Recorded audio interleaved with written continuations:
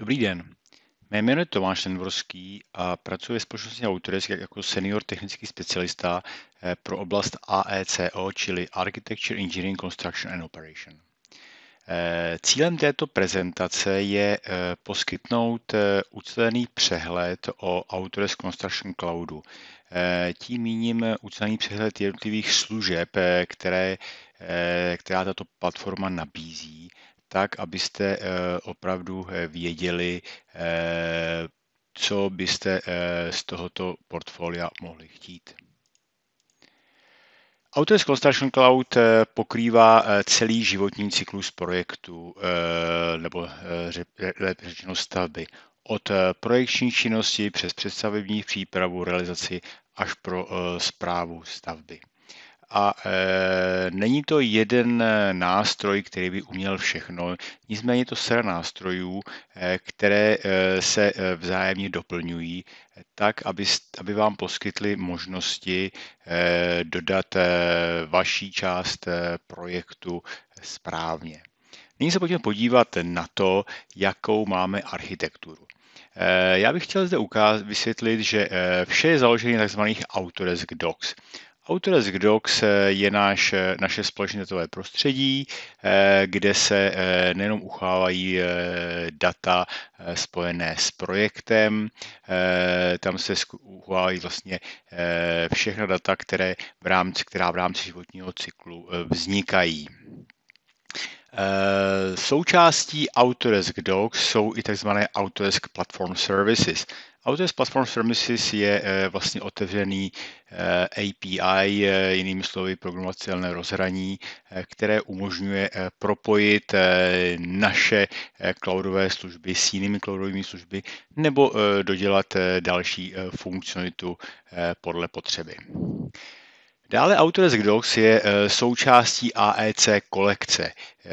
Najdete několik videí týkající se AEC kolekce, ale co je důležité říci, opravdu Autodesk Docs jako společné datové prostředí umožňuje už v rámci kolekce spolupráci. Nicméně jsou zde to, čemu my říkáme další vertikální nástroje, které funkcionalitu Autodesk Docs rozšiřují. Jedním z nich je BIM Collaborate, který umožňuje vlastně další práci a dodávat hygienu do výměny dat mezi projektanty. Dále je tam BIM Collaborate Pro, který umožňuje vlastně práci na živých datech produktů Revit, Plan 3D a Civil 3D. Dále je zde Takeoff, opět postavený na Autodesk Docs, který umožňuje vytvářet výkazy výměr. Pak je zde Autodesk Build, určený primárně pro zhotovitelské firmy, nicméně nejenom pro ně, je to i pro projekční firmy, které například dělají projektový management a vlastně pomáhá sbírat data ze stavby. A na závěr ještě, co se týče zprávy, máme digitální dvojče, což je u nás Autodesk Tandem. Takže se pojďme podívat na jednotlivé služby trošku detailněji. Začneme Autodesk Docs. Autodesk Docs poskytuje řízenou správu dat a dokumentů pro všechny informace o projektu od vlastně návrhu až po výstavbu. Autodesk Docs poskytuje kompletní propojené řešení pro správu všech 2D výkresů, 3D modelů a dalších projektových dokumentů, například PDF dokumentů, excelovských tabulek a tak dále. Webová služba Autodesk Docs zajišťuje, že celý projektový tým využívá správné verze dokumentů, výkresů a modelů. A jaké jsou tedy výhody používání Autodesk Docs? Máte data vždy včas, protože data jsou uložena v cloudu a máte, pokud máte samozřejmě přístupová práva, máte k nim přístup okamžitě, jakmile jsou aktualizována, vytvořena. Jsou vždy přesné, protože vidíte velmi rychle i historii toho, co se nad tím dělo, kdo to zkontroloval, jestli to můžete využít a tak dále. a máte data vždy pod kontrolou, protože vlastně možnost definování přístupových práv umožňuje, aby k datu měli přístup jenom ti, kteří opravdu k ním mají mít přístup, a také úroveň přístupu, kterou mají mít. No a když se na to podíváme, tak vlastně Autodesk Docs je základem služby Autodesk Construction Cloud. Vlastně nabízí celou škálu funkcionality, které uspokojí požadavky společného prostředí. Aniž byste museli instalovat jakoukoliv aplikaci, můžete si ve webovém prohlížeči prohlížet více než 60 formátů souborů, využívat neomezené cloudové úložiště, definovat pravidla přístupu na základě osoby, role nebo společnosti. Můžete komunikovat nad daty pomocí vad a nedodělků, vlastně s automatickým oznámením nebo pro toho, komu to bylo určeno, nebo použít soukromé nebo veřejné připomínky v rámci projektové dokumentace. Všechny soubory jsou verzovány, což vám umožní mít celou historii vašeho projektu, včetně auditní stopy o tom, kdo, kdy, co udělal ve společném datovém prostředí. Dalším příkladem možností je proces schvalování dokumentů před uvolněním dat, například pro investora nebo jiné zúčastněné strany projektu. Máme zde také možnosti vytváření nebo donucení konvence pojmenovávání dokumentů, tak, aby byl v datech pořádek. Ale v Autodesku jdeme ještě dál. Společné datové prostředí nám slouží také jako nástroj pro výměnu granulárních dat. Data mohou být vlastně použita například dále pro výkazy výměr nebo výměnu dat mezi různými produkty. A když řeknu granulární, tak tím myslím nadefinovanou podmnožnou informací, kterou chcete sdílet, protože asi nechcete sdílet úplně celý model se všemi, ač třeba kus těch dat potřebují. Autodesk Data Exchange je součástí naší strategie vybudovat cloud pro průmysl, AEC průmysl, kterému jsme dali název Forma.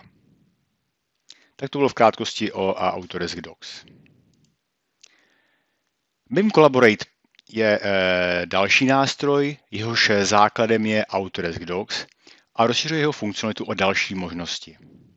Kde vám BIM Collaborate může pomoci?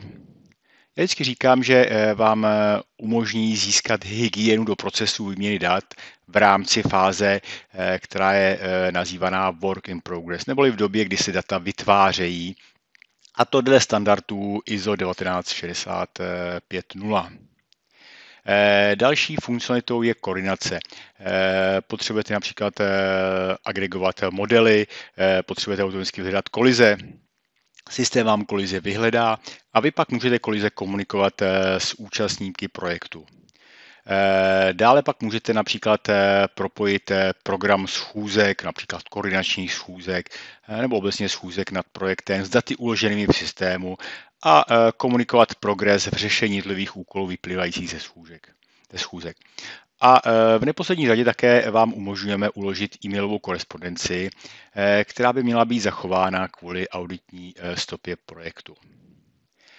BIM Collaborate vám přinese mnohem přehlednější komunikaci v rámci projektů z různých úhlů pohledu a zachová vše v cloudu, což v konečném důsledku sníží chybovost a sníží riziko opomenutí. Pokud se podíváme blíže na funkcionalitu BIM Collaborate Pro, tak vlastně co umožňujeme je, že vytváříte v rámci koordinace takzvané koordinační prostory, kam se ukládají data a systém automaticky vyhledává kolize mezi jednotlivými modely nebo pohledy modelu, to je důležité říci, s možností filtrace dat a vytváří automaticky matici kolizí, kterou zde vidíte a můžete se podívat, kde který 3D pohled, kolik má kolizí s jiným modelem a samozřejmě můžete začít tato data komunikovat. A co se týče výměny dat v tom procesu v rámci Work in Progress, tak máte možnost vytvořit jednotlivé týmy, které mají přístup v rámci svých týmů, mají přístup k datům okamžitě.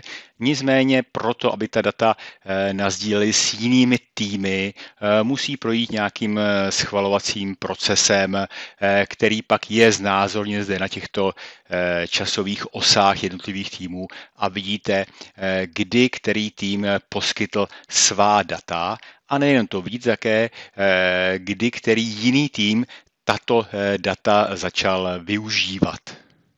Takže to jsme se trošku dostali dále do BIM Collaborate nástroje. Dále zde máme nástroj BIM Collaborate Pro, který v sobě obsahuje funkcionalitu Autodesk Docs a BIM Collaborate. Projektantům umožní živé sdílení projekčních dat v produktech Revit, Civil 3D a Plan 3D. Protože data jsou uložena v cloudu, je jedno, kde projektant sedí a je zajištěno, že pracuje s aktuálními daty, ač pracují na jednom datovém modelu v rámci projektu. A pokud se na to podíváme blíže, tak samozřejmě Revit, Civil 3D a Plan 3D mají trošku jinou strukturu, tak Revit umožňuje vlastně to, čemu říkáme cloud work sharing, neboli pracovní sady na cloudu. Civil 3D umožňuje vytváření datových zkratek na cloudu, to znamená vlastně podmnožinu informací mít dostupnou v rámci cloudu a Plan 3D umožňuje ukládat celý projekt na cloudu. Výhody BIM Collaborate Pro je, že vlastně data nemusíte mít na vlastních serverech, to znamená, nepotřebujete mít přístup VPN, pokud jste někde mimo kancelář, nepotřebujete IT infrastrukturu, protože všechno je hostováno na cloudu. A ač se to nezdá, tak máte rychlejší přístup do dat, protože naše technologie je vytvořená tak, aby k těm datům jste měli opravdu rychlejší přístup přes cloud, než přes vaše interní servery. Dalším nástrojem je Takeoff. Zase základem je Autodesk Docs. A Takeoff rozšiřuje funkcionalitu docsů o vytváření a agregování výkazů výměr, ať už z 2D výkazů nebo 3D modelů. To znamená, máte data v Autodesk Docs, ať už 2D nebo 3D, a můžete z nich vytvářet výkazy výměr, ty výměry agregovat, protože ne všichni profesionálni například pracují ve třírozměrném prostoru, a potom data, vlastně výsledky můžete vyexportovat do excelovské tabulky, která vám pak umožní tato data načíst například do rozpočtovacích nástrojů. Dalším nástrojem je Autodesk Build, jehož základem je Autodesk Docs opět, a rozšiřuje funkcionalitu Autodesk Construction Cloudu o funkcionalitu, kterou s výhodami mohou použít zhotovitelské firmy nebo části projekčních firm, které mají na starost projekt management. Pokud se na to podíváme trošku blíže, tak vlastně umožňuje Build sbírat data ze stavby, kontrolovat kvalitu té stavby, sledovat průběh výstavy, máme tam harmonogramy, které lze načíst například z Microsoft Projectu nebo z Primavery. A co je velice důležité, umí data propojovat. A já říkám vždycky relevantní data. Protože pokud máte harmonogram, vysvětlím například harmonogramu, tak je to sice hezké, že máte harmonogram, ale harmonogram je taková, řekněme, teoretická záležitost na začátku stavby. Nicméně v průběhu stavby se stávají věci, přivezou špatný beton nebo něco a ta část toho harmonogramu se prodlužuje.